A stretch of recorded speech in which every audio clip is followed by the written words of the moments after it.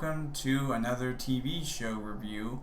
Now this time it is going to be on a show that I've been dreading to do this review for I was going to do this review for a while, and ever since it was announced back as its first two episodes were aired in June, and that is of course The Acolyte from Star Wars. So, if I had to give a quick answer on my thoughts on this show, well, that is one big pile of shit. Yeah, exactly. Thank you for answering that question for me, Ian Malcolm from Jurassic Park. But yeah, so basically, this show is one big pile of crap. I mean, I don't know why they hired someone like Leslie Headland to be the showrunner on this show. Now, I don't know what the whole situation was regarding her being Harvey Weinstein's former personal assistant. I know there was a lot of controversy surrounding Harvey Weinstein a long time ago, but because this person, Leslie Headland, was his former personal assistant, it sounds to me like they had a big connection with each other when it comes to what they did and outside of the entertainment industry. And honestly, what was the point in hiring her? If she's going to support this whole strong female empowerment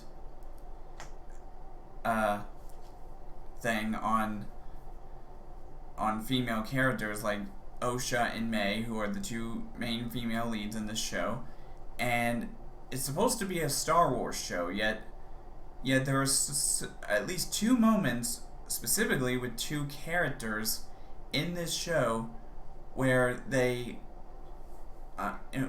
basically completely break the canon when it comes to when this show takes place, because it's supposed to take place 100 years before the Phantom Menace, and yet there are two characters who should not even be alive in this show. I'm not going to spoil who they are, but I will say there are two characters who show up in the Phantom Menace who should not be alive during the events of this show. And I don't know what Leslie Headland was thinking. Why would she use these two characters? One especially appears right at the end of the show, and I don't understand why they used this character. But now, in regards to the other plots of the story, the whole series is supposed to be talking about a murder mystery and all that sort of stuff, and as to who killed off the main characters of May and Osha's parents or something, and not just them, but a whole slew of other murders. And to be fair, we kind of saw a similar outcome with Secret Invasion, but when you look at the story arc for Secret Invasion, it's about Skrulls infiltrating the government, and they have to figure it out. But in the actual show, it's sort of like a spy thriller kind of thing as well, and that's not what Secret Invasion was all about. And so I can see a little bit of a similar thing with this show, except much worse. And again, the characters of Osha and May, who are played by the same actress, as a matter of fact, Amandla Stenberg, I'm not sure if I said that right, which, shockingly, I completely did not realize that in the very first Hunger Games movie, she actually played Little Rue in that movie. That completely caught me by surprise. So, the little girl of Rue from the Hunger Games is now the main character in the Star Wars show, but unfortunately, the actress has been on a downward spiral ever since the show started airing on Disney+. And she's been going out and attacking fans, and it's not just her. Leslie Headland has gone after Star Wars fans. The main CEO of Lucasfilm, Kathleen Kennedy, has gone after Star Wars fans for hating on this show.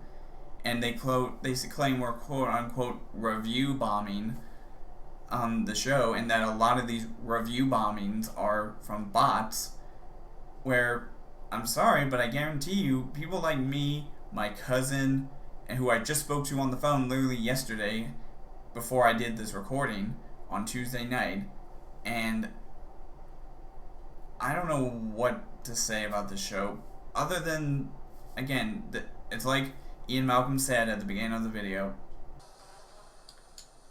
That is one big pile of shit. Yeah, basically that. So, bottom line here is, if I had to say my review on this show, don't even bother watching this show. For those of you who haven't watched The Acolyte, that are Star Wars fans, do not bother watching this. And who knows, if Lucasfilm, I highly doubt Lucasfilm's going to see this review of mine, just like anybody or whatever. But if they see a small YouTuber like me review bombing this show, and they try to get me canceled off of YouTube just because I don't like their show, that I'm clearly a Star Wars fan, just like my cousin is, and we both agreed that this show was not good. But anyways, let me give you my rating of the show. So, for my rating of Star Wars The Acolyte, again, like Ian Malcolm said in his little special appearance, this is one, it was a big pile of shit, excuse my language, and, I gotta admit, this is the first time I am ever giving, I think this is the first time I'm ever giving anything I've ever reviewed a 0.5 out of 5. Yep, a half a frickin' star.